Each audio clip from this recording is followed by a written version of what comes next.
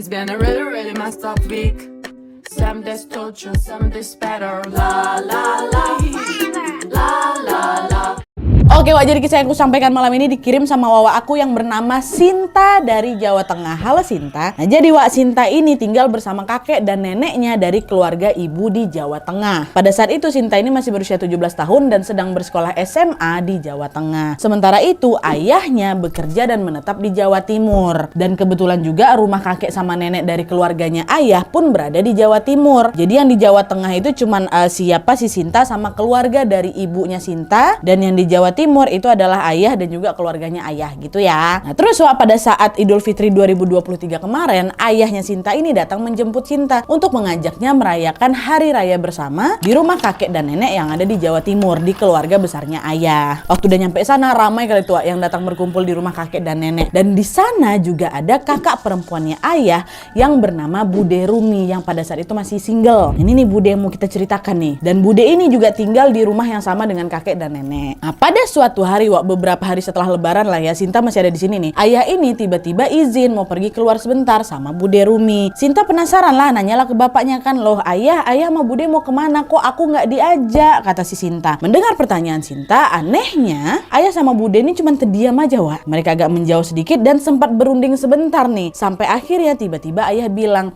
Sinta mau ikut ayah sama Bude. Yaudah kalau gitu habis maghrib nanti kita mau ke dusun sebelah, siap-siaplah kamu, kata si kakek pulang, apa pula si kakek, kata si ayah. Gitulah Sinta diajak, bentar ya Sinta siap-siap dulu, aku mau ikut katanya. Sebenarnya situ Sinta juga nggak tahu ayah sama budenya ini mau ke dusun sebelah mau ngapain gitu, mau ke rumah siapa nggak tahu. Dia nggak banyak bertanya lagi karena toh nanti juga aku bakal tahu sendiri gitu kan. Dan karena ini juga masih dalam suasana hari raya lebaran ya, paling mereka juga mau silaturahmi ke rumah-rumah saudara yang ada di dusun sebelah. Nah tuh singkat cerita maghrib pun datang Wak. Setelah sholat maghrib tanpa menunggu waktu yang lama, mereka pun langsung bersiap-siap untuk berangkat ke desa sebelah itu. Waktu itu mereka berangkat naik motor Wak, 2 motor, sama Pak Lek juga ikut. Pak Lek, ayah, Bude sama siapa? Sama Sinta. Dan saat itu mereka menempuh perjalanan kurang lebih 20 menit lamanya. Sesampainya mereka di tujuan di desa sebelah ini, Sinta dibuat kaget karena ternyata orang yang akan mereka temui ini di luar dugaannya Sinta. Kalian tahu kenapa? Pada saat itu mereka bukan sedang datang berkunjung ke rumah sanak saudara, bukan, melainkan ke rumah orang pintar yang kita sebut aja lah nama Pak Pintar ini, Pak Kadir ya. Ketika melihat mereka datang, Pak Kadir pun langsunglah menyambut kedatangan mereka dan mengajak mereka semua berempat ini masuk ke dalam rumahnya Pak Kadir. Setelah masuk, mereka pun saling duduk nih Wak, berhadap-hadapan, termasuk si Sinta juga. Nah di sana Bude Rumi lah yang tampak mulai berkonsultasi dengan Pak Kadir. Dari situ bisa dilihat kalau ternyata yang punya tujuan khusus datang ke tempat Pak Kadir ini adalah Bude Rumi,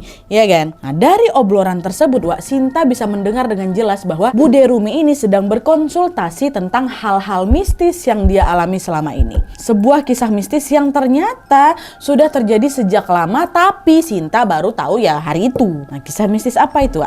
Jadi ternyata sejak dulu Bude Rumi ini selalu mengalami mimpi yang sangat-sangat aneh setiap kali dia tidur. Bude Rumi ini berulang kali selalu memimpikan sesuatu yang sama hingga bertahun-tahun lamanya. Di mimpi pertama kalinya dulu Wak, Bude Rumi masih ingat dia ini merasa seperti sedang berada di dalam rumahnya, dalam mimpinya nih ya. Tapi ketika dia berjalan ke arah dapur rumahnya, tiba-tiba Bude ini melihat sesuatu yang janggal. Ingat nih Wak ya, waktu mimpi itu dia jalan ke arah dapur. Ya, waktu nyampe di dapur dia nengok ada sesuatu yang janggal, di mana pada saat itu di dalam dapurnya ada sebuah bak penyimpanan air yang terbuat dari tanah liat. Kalau misalnya dalam bahasa Jawa katanya disebut genuk Wak. Nah waktu nengok genuk itu entah kenapa Bude ini terdorong untuk memperhatikan ke arah genuk itu. Sampai akhirnya secara mengejutkan Bude melihat, waktu udah nyampe depan genuknya, Bude melihat ada seorang bayi perempuan tanpa busana, cuma pakai popok aja, tiba-tiba muncul dari dalam genuk tuh. Harusnya air dalam genuk ini enggak Wak, bayi. Gak ada yang aneh sebenarnya dari bayi itu. Penampilannya tampak seperti bayi pada umumnya. Bude pun gak takut, malah lucu lah nengoknya ya kan. Secara perlahan-lahan Bude pun berjalan mendekati bayi tersebut, dan ketika posisi mereka sudah saling berdekatan, tiba-tiba sambil tersenyum Wak, bayi itu mengulurkan kedua tangannya ke Bude seolah-olah minta digendong. Bude yang waktu itu belum punya anak, dia pun langsung segera gendongin bayi itu Wak, dan meletakkannya si bayi ini ke pundak sebelah kiri. Ya, nah inilah mimpi pertama kalinya Bude Wak. Dan disinilah nggak berhenti sampai di situ aja. Besok malamnya nih ketika Bude tidur lagi tanpa diduga-duga dia kembali memimpikan anak bayi ini. Tapi kali ini setting tempatnya agak beda, Wak. Di mimpi pertama kemarin kan Bude ini melihat bayi itu muncul dari dalam genuk ya kan. Di mimpi kedua ini Wak, Bude bertemu dengan si bayi ini di pintu dapur. Dan anehnya lagi pada saat itu Bude melihat anak ini bukan macam bayi yang pertama kali, tapi dia sudah tumbuh besar menjadi anak kecil yang usianya ya sekitar 5 tahunan lah. Dia muncul dari pintu dapur itu dan berjalan mendekati Bude sambil mengulurkan lagi kedua tangannya, Wak. Refleks lagi lah Bude dalam mimpi itu segera langsung menghampiri si anak ini dan kembali menggendongnya di pundak sebelah kiri lagi. Nah itu mimpi kedua nih, berturut-turut. Hari itu dia mimpi, besok mimpi lagi. Cuman yang membedakan bayinya udah berubah. Setting rumah masih sama. Dan sejak saat itu Wak, hampir setiap malam Bude ini selalu memimpikan anak perempuan ini terus. Dan di dalam mimpinya ini Wak, Bude itu seperti melihat tumbuh kembang anak itu. Mulai dari dia bayi, ya kan? Dia bisa merangkak, dia bisa berjalan, dan seterusnya. Tapi meskipun di dalam mimpi ini anak ini semakin tumbuh besar hari ke hari kan, anehnya Bude ini gak pernah ngeliat si anak ini sampai remaja atau dewasa, Wak, nggak pernah. Selalu maksimal tuh sampai si anak ini berusia 6 atau 7 tahun lah gitu. Ya tiap hari tuh Bude macam nengok tumbuh kembang dia kan, tengok. Nanti udah sampai nih di usia misalnya 6 atau 7 tahun, mimpinya kan terulang balik Wak, ketika anak itu masih bayi. Nanti gitu lagi tuh udah sampai umur agak 7 tahun, besoknya mimpinya dia balik bayi lagi. Dan pada saat anak itu datang ke mimpinya Bude dalam wujud seorang bayi, seperti yang aku bilang tadi Wak, penampilan siapa ini si anak ini macam bayi pada umumnya. Tapi barulah ketika tumbuh besar, ini nih Bude ini dapat melihat dengan jelas bahwa dari penampilannya ternyata anak perempuan ini adalah macam orang Belanda. Entah orang Belanda asli atau blasteran lah Nadia. Tapi yang jelas wajahnya tuh ya kayak khas-khas anak bule gitu. Warna rambutnya pirang merah kecoklatan gitulah. Dan membuat anak perempuan itu juga semakin terlihat sangat cantik. Dan setiap kali anak ini bertemu dengan Bude Rumi, anak itu selalu melakukan hal yang sama, yaitu mengulurkan kedua tangannya. Minta digendong kayak gitu loh Wak. Dan Bude Rumi pun disitu nggak ketakutan, senang dia malah. Dia selalu dengan senang hati langsung menggendong itu anak dan menyandarkan anak itu di mana? Pundak kirinya Bude. Nah balik lagi nih Wak ke cerita Bude Rumi yang sedang berkonsultasi dengan Pak Kadir. Jadi setelah menceritakan mimpinya tersebut kepada Pak Kadir, Bude Rumi ini pun nanya lah ya kan. Nah ini nih Pak, pundak saya sebelah kiri ini selalu terasa sakit dan pegel setiap kali saya bangun tidur Pak. Kenapa bisa kayak gitu Pak ya? Berat kali loh rasanya. Mendengar pertanyaan Bude, Pak Kadir sempat terdiam bentar nih Wak, seolah-olah sedang memikirkan sesuatu. Terus tidak lama kemudian Pak Kadir ngomong lagi, coba Mbak Rumi mohon maaf hadap dulu ke tembok, saya mau periksa dulu pundak kirinya Mbak Rumi, kata si Bapak. Mendengar instruksi Pak Kadir, Bude pun langsung membalikkan badannya dan menghadap ke tembok. Lalu Pak Kadir pun mencoba mendekat ke arah Bude Rumi dan mulai memegang pundak kirinya Bude dengan menggunakan telapak tangannya. Lagi-lagi di situ Pak Kadir sempat terdiam sebentar sampai akhirnya dia berkata, Mbak Rumi, kamu beneran gendong itu anak kecil? Iya Pak, anak perempuan yang sering datang ke mimpi saya itu ya selalu minta gendong. Jadi ya udah saya refleks gendong dia lah. Oh ya sudah, nggak apa-apa. Sebenarnya juga dia ini nggak ganggu kok. Tapi memang setiap kali bangun pagi setelah mimpi itu, pasti kan pundak kirinya Mbak Rumi ini terasa berat ya kan? Ya karena anak itu selalu ikut dengan Mbak Rumi. Kata Pak Kadir Wak. Ditambah lagi Mbak Rumi selalu gendong di sebelah kiri kan. Jadi yang sakit ya cuman sebelah kiri aja.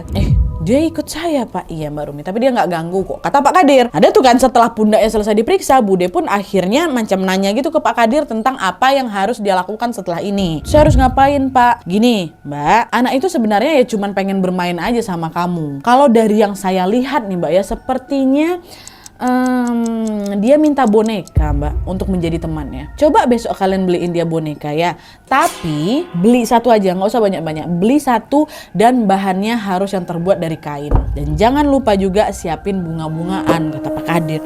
Oh gitu ya Pak, tapi gimana cara kami ngasih boneka sama bunga-bunga tuh buat dia? Dia kan anak dalam mimpi saya, anak gaib. Saya cuma ketemu dia dalam mimpi aja. Oh udah kok, gampang kok caranya. Nanti kalian hanya perlu mengubur boneka dan bunga-bunga itu bersamaan di dalam satu lubang, kata Pak Kadir ini. Adalah kan Wak, singkat cerita setelah mendapatkan saran tersebut, mereka pun segera siap-siap untuk pamit pulang. Gak ada yang aneh Wak dengan hari itu. Tapi ketika mereka sampai di rumah, entah kenapa si Sinta, Wawak kita ini tiba-tiba merasa kegirangan. Enggak, dianya takut Wak, enggak.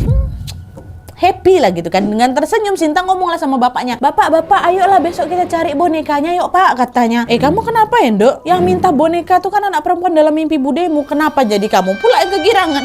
Nggak apa-apa pak, nggak apa-apa, ayolah cepatlah besoklah kita cari ya, kata siapa ini, kata si Indah. Indah ngapa pula si Indah? Si Sinta. Dah tuh keesokan harinya ayah sama Sinta ini berencana untuk makan siang di luar, Wak. Mengetahui ayah dan Sinta yang mau pergi ini, Bude Sinta pun langsung bilang lah, Dek gitu, manggil bapak si Sinta kan, Dek kamu mau keluar ya? Kalau nggak ngerepotin tolong dong Mbak titip dibeliin boneka kain itu ya, boneka yang macam dibilang sama Pak Kadir kemarin. Mbak lagi banyak kerja nih, nggak sempat pula keluar. Minta tolong ya Dek ya, kata. Oh iya Mbak tenang tuh, memang kami keluar juga mau cariin itu. Sekalian juga aku mau ngajak anak aku makan di luar Mbak. Ya udahlah kami berangkat dulu ya, kata si bapak. Oh iya Dek, makasih banyak ya Dek, hati-hati di jalan, kata si Bude. Dah tuh pergilah keluar, pergi makan dulu. Nah setelah ayah dan Sinta menyelesaikan makan siang mereka, ayah dan Sinta pun memutuskan untuk pergi ke sebuah pasar mencari boneka kain yang memang dititip sama Bude tadi. Kebetulan pasar itu juga dekat dari tempat makan mereka, Wak. Dan setelah beberapa waktu mereka berkeliling-keliling di dalam pasar, mereka pun akhirnya menemukan sebuah ruko yang menjual berbagai jenis mainan anak termasuk boneka. Ayah dan Sinta pun langsung masuk ke ruko itu dan langsung mencari boneka kain ini, Wak. Dan alhamdulillahnya dapat di situ. Ayah langsung lah bayar boneka itu kan. Nah, Sinta yang sejak kemarin sangat kegirangan dan sangat semangat mengajak ayah untuk membeli boneka ini juga jadi ikutan senang, Wak. Udah gede loh, udah ada 17 tahun, tapi waktu dapat boneka itu senang kali aku Nadia. Udah ya Pak, ya aja bonekanya biar aku aja yang bawa. Ya bawa lah. Ngapa nak ini nih udah besar pun suka boneka kali gitu. Akhirnya Wak, dari ketika mereka masih berada di ruko sampai dengan balik ke rumah, Sinta lah yang terus memegang boneka itu. Dan sesampainya di rumah juga nih, selagi boneka itu masih belum mau dikubur, Sinta masih terus menyimpannya dan membawa boneka itu bersamanya. Entah kenapa Nadia, aku tuh macam gak mau dipisahkan sama boneka ini loh. Bahkan ketika malam pun awak dia udah besar, 17 tahun udah besar loh Wak. Udah mau kuliah itu ya kan. Bahkan udah kuliah mungkin. Tapi kalau misalnya udah tiba malam hari Nadia, aku tidur peluk boneka tuh, macam ku klonin boneka tuh. Dan sebenarnya pada saat itu Sinta ini juga udah ngerasa ada yang janggal, ada yang aneh sama diri dia sendiri, Wak. Tapi dia memilih untuk mengabaikannya dan segera langsung ya udah beraktivitas seperti biasa aja. Cuma nggak tahu kenapa sebelumnya dia bukan penyuka boneka, baru itulah boneka yang ku peluk-peluk. Nah di malam pertama ketika si Sinta ini memeluk boneka itu, Wak, setelah Sinta tertidur, tanpa diduga-duga Sinta ternyata memimpikan sesuatu. Dan tahu apa? Pada saat itu Sinta bermimpi dia sedang berada di dalam kamarnya. Kamar yang lagi dia pakai buat tidur, kamar kakek nenek itu kan. Dan kebetulan di samping kasurnya itu memang ada kursi sama meja kayu gitu, Wak. Dan di atas meja tuh ada beberapa kaleng kue lebaran lah. Lalu di dalam mimpinya Sinta melihat dirinya sendiri lagi duduk di atas kasur. Duduk ya, bukan tidur. Dan yang membuat Sinta merinding adalah, di saat dia sedang duduk di sana, ternyata Sinta tuh nggak sendirian, Wak. Dia tampak sedang memperhatikan seorang anak perempuan yang lagi asik bermain di depan matanya. Nah, anak perempuan di dalam mimpinya si Sinta ini berwajah bule.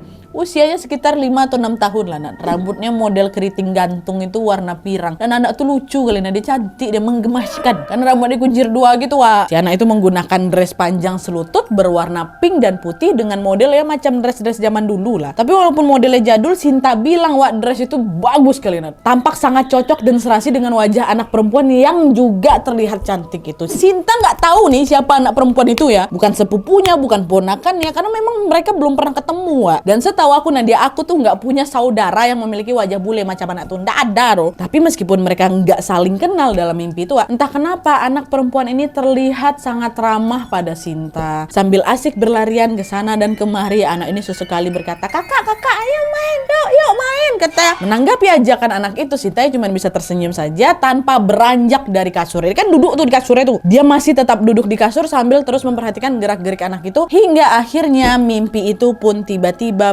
berakhir dan Sinta terbangun di kamarnya pada saat pagi tiba. Nah, pada saat bangun tidur ini dia belum sadar tuh, Wak, belum. Ya Sinta masih seperti biasa, masih ngucek-ngucek apanya, matanya macam belum terkumpul semua lah, nyawa baru bangun tuh kan. Lalu sambil sesekali menguap, tiba-tiba Sinta teringatlah dengan mimpi dia semalam. Sinta ngebatin, anak kecil di mimpi aku semalam tuh siapa ya? Kok aku nggak pernah nengok dia? Kata si Sinta dalam hati kan. Sinta terdiam bentar tuh, Wak. Anak kecil perempuan usianya 5-6 tahun. Siapa ya, wajahnya macam orang bule. Siapa tuh? Wajahnya bule. Keriting dia. Umurnya 5-6 tahun.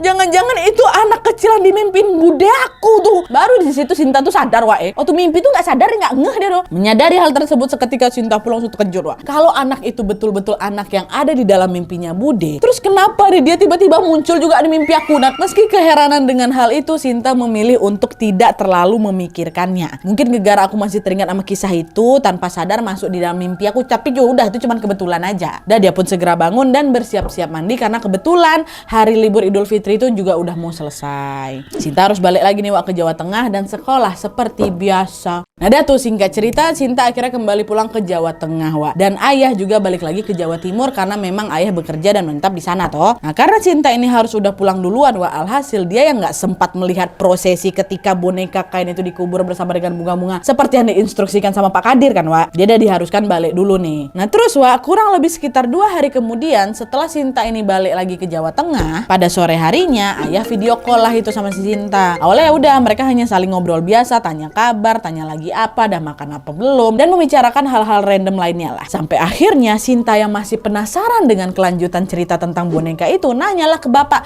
"Ayah, boneka yang kemarin kita beli itu udah dikubur apa belum?" katanya. "Oh udah dikubur Nduk, baru aja tuh kemarin malam kami ngubur dia." "Ah terus gimana ya?" Ceritalah ya, cerita." "Ya udah gitu aja, sesuai arahan dari Pak Kadir, boneka itu dikubur dengan bunga-bungaan juga sama wangi-wangian juga. Waktu itu bapak tengok didoain juga kok." Nah kemarin malam Pak Kadir sendiri yang memimpin proses penguburan itu. "Oh, memangnya boneka itu dikubur di mana ya? Kok ada Pak Kadir juga?" "Pak Kadir emang sengaja datang, Dok. Boneka itu juga dikubur di kamarnya Bude Rumi, tepat di bawah kasurnya." FYI, lantai kamarnya Bude Rumi ini memang masih langsung tanah gitu loh, Wak. Nggak disemenin, nggak di keramik. Disitulah tuh langsung dikubur lah boneka kain sama bunga-bungaan itu kan. "Oh gitu, ya sudahlah, alhamdulillah kalau memang sudah dikubur. Semoga setelah ini Bude Rumi pundaknya udah nggak sakit-sakit lagi. Dengan harapan ya udah nih biar nyoh anak perempuan ini biar main sama boneka aja, nggak usah ikut-ikut aku bergelantungan di pundak gitu loh Wak." Dan pada saat penguburan boneka ini selesai Wak, Pak Kadir itu sempat bilang kalau ini semua apa yang mereka lakukan ini adalah untuk menghargai mereka yang tidak kasat mata. Apalagi ini kan yang minta macam ya dia kan anak kecil, jadi ya menurut Pak Kadir tidak ada salahnya mereka untuk melakukan sesuatu yang bisa menyenangkan hati si anak kecil ini. Pak Kadir nambah lagi informasi, dia bilang kalau perempuan bule yang selalu muncul di mimpinya Bude Rumi ini mungkin adalah anak yang dulunya hidup pada masa penjajahan Belanda. Tapi gimana kisah hidupnya Pak Kadir nggak tahu Wak. Dia hanya bilang mungkin saja anak perempuan itu dulu tinggal di kawasan sekitar rumahnya nenek. Dan dia juga meninggal di lokasi yang sama persis dengan dimana mereka mengubur boneka itu. Which is dimana itu Wak?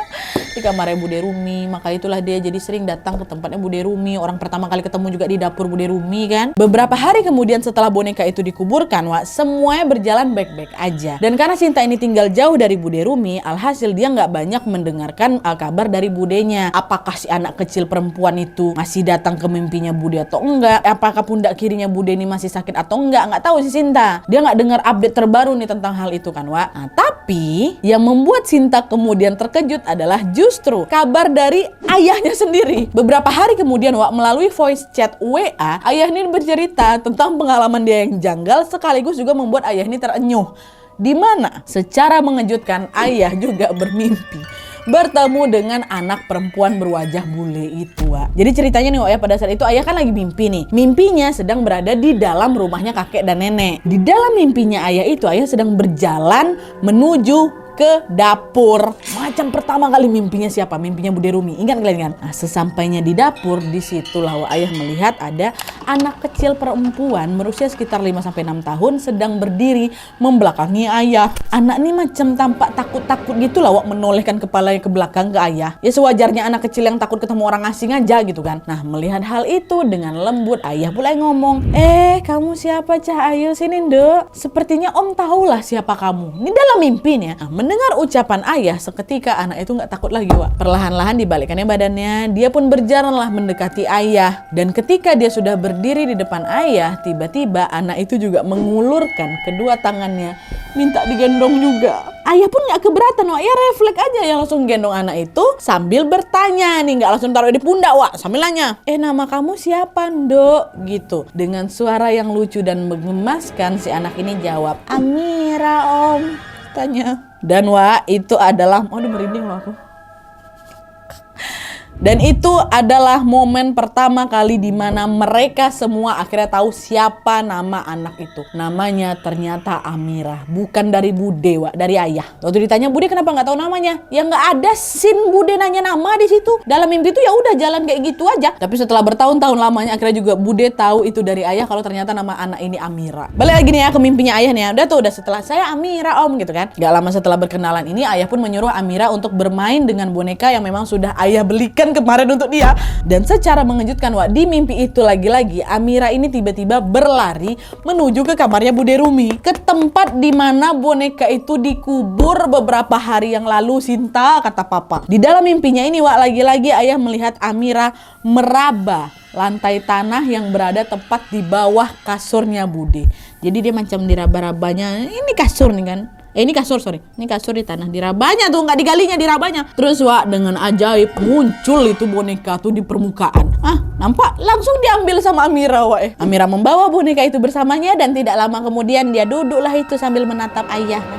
Wajahnya senang kali Sinta, kata ayah. Ditengok ke ayah gini kan. Terus Wak, diacungkan yang jarinya dua kayak ini. Om, dua. Kata ayah nggak paham kan apa maksud Amira nih, dua apa nih Dok. Kembali lagi Wak, diacungkannya dua jarinya. Dua om, dua. Sambil ditunjuk-tunjuk ya bonekanya. Dua om, dua. Oh, Amira mau bonekanya dua. Sambil tersenyum lebar Amira ngangguk. Ya om, dua. Oh tuman.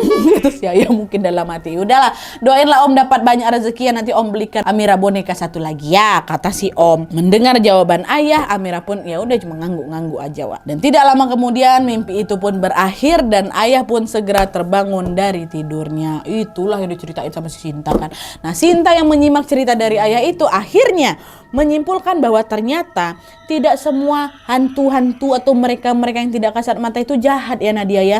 Ternyata ada juga kok ini sosok macam si Amira ini yang murni hanya inginnya udah cuma pengen bermain aja. Sinta juga sempat nanya tuh ke ayahnya mengenai kabar Bude Rumi, gimana Bude Rumi. Nah ayah cuma bilang udah Bude Rumi ya cuma sesekali aja kok memimpikan Amira, udah nggak tiap hari, udah nggak sesering dulu. Dan alhamdulillahnya pundak Bude Rumi ini juga udah nggak sakit. Dan katanya Wak, Pak Kadir ini juga sempat cerita kalau boneka yang mereka kasih itu bukan untuk menyingkirkan Amira, melainkan supaya Amira ya punya teman bermain sendiri aja, supaya tidak terus-menerus mendatangi Bude Rumi. Pak Kadir juga bilang kalau Amira ini sebenarnya sudah menganggap Bude Rumi ini macam ibunya sendiri gitu loh Wak. Orang udah bertahun-tahun kok dimimpikan Bude Rumi itu. Jadi memang agak susah kalau betul-betul dipisahkan mereka berdua nih Wak, kata Pak Kadir. Pokoknya selagi Amira ini tidak mengganggu dan Bude Rumi juga nggak kesakitan lagi ya, mereka akan tetap membiarkan Amira berada di situ gitu. Di situ. Jadi itulah Wak, kisah tentang sosok anak perempuan hantu Belanda bernama Amira. Sampai dengan cerita ini selesai Wak, sebenarnya juga masih belum terungkap nih. Sinta juga nggak menceritakan, Sinta juga nggak tahu apa yang sebenarnya terjadi pada Amira di masa ketika dia hidup. Cerita tentang pengalaman hidupnya dan apa yang terjadi ketika dia meninggal, semuanya masih menjadi misteri Wak. Mereka hanya menyimpulkan kalau mungkin dulu Amira ini pernah mengalami sesuatu yang sangat-sangat menyedihkan semasa hidupnya. Itulah kenapa ketika bertemu sama Bude Rumi, Amira ini merasa sangat senang karena seperti menemukan figur seorang ibu gitu. Aduh, kalau udah cerita berkaitan anak sama ibu ini betul-betul kayak nggak kuat awak nih Wak, ya ikutan terenyuh cenah. Mungkin itu juga yang dirasakan sama Bude Rumi kan Wak, makanya tiap kali bertemu Amira pasti Bude Rumi ini senang kali, dengan senang hati digendongnya, walaupun tahu tuh habis bangun pundaknya sakit, besok ketemu digendong lagi. Dan melalui cerita ini Sinta juga menitip pesan pada kita semua untuk sejenak mendoakan Amira Wak. Semoga apapun yang terjadi sama si kecil Amira ini, Amira dapat menemukan jalannya untuk berpulang dan mendapatkan tempat terbaik di sisi Tuhan Yang Maha Esa. Amin ya rabbal alamin.